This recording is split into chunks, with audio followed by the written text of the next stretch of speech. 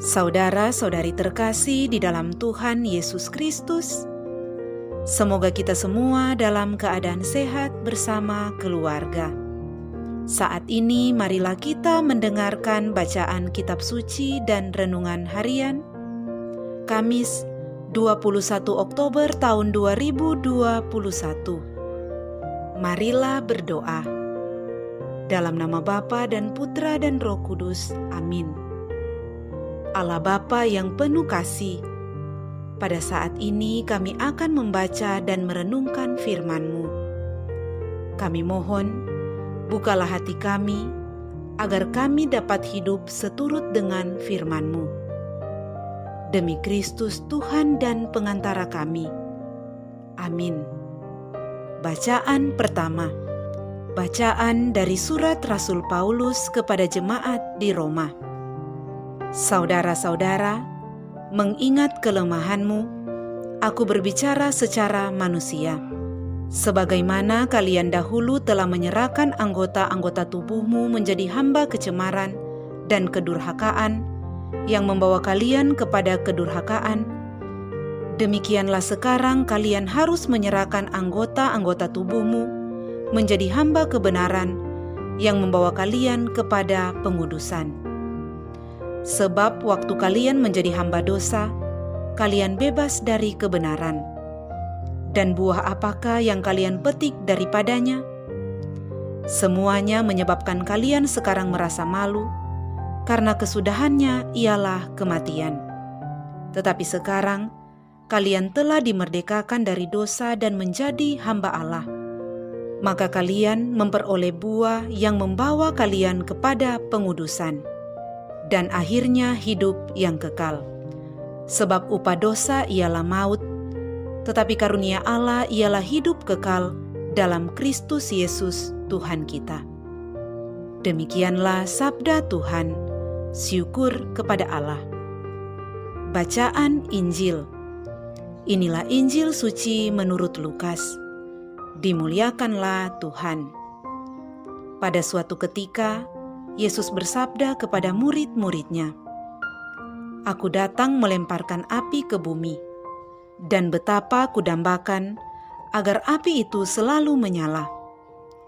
Aku harus menerima baptisan dan betapa susah hatiku sebelum hal itu berlangsung. Kalian sangka aku datang membawa damai ke bumi? Bukan damai, melainkan pertentangan. Karena mulai sekarang akan ada pertentangan antara 5 orang dalam satu rumah, 3 melawan 2 dan 2 melawan 3.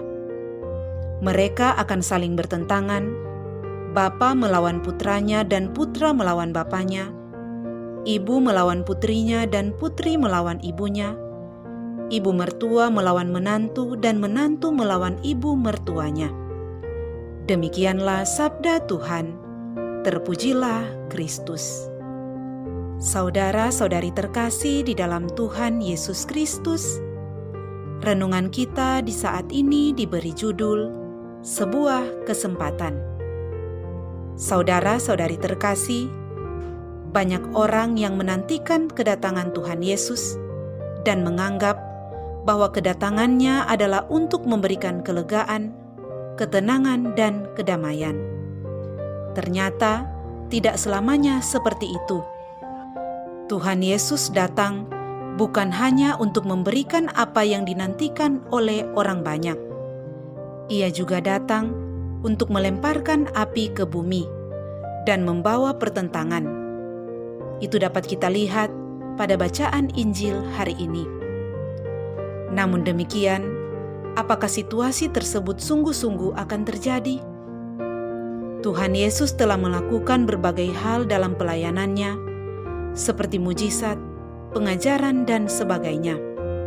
Namun tetap ada saja orang-orang yang tidak menyukainya. Hal itu pun terjadi di dalam keluarga. Ada anggota keluarga yang menolak dan ada yang menerima. Sehingga pertentangan terhadap keputusan untuk mengikuti Yesus tidak dapat terelakkan lagi. Pertentangan itu masih terjadi hingga hari ini. Sampai sekarang, kita masih melihat adanya konflik horizontal antara umat Kristen dengan mereka yang non-Kristen, karena berbeda pemahaman tentang identitas Kristus. Ironisnya, konflik serupa juga terjadi dalam internal tubuh Kristus sendiri, yaitu sesama orang percaya, sehingga kerap menimbulkan perselisihan dan perpecahan. Meskipun ada banyak pertentangan, Nas dalam Injil hari ini mengajak kita untuk tetap teguh beriman kepada Yesus dan firman-Nya. Pertentangan itu justru harus kita pandang sebagai suatu kesempatan untuk memberitakan karya keselamatan yang dikerjakan oleh Yesus.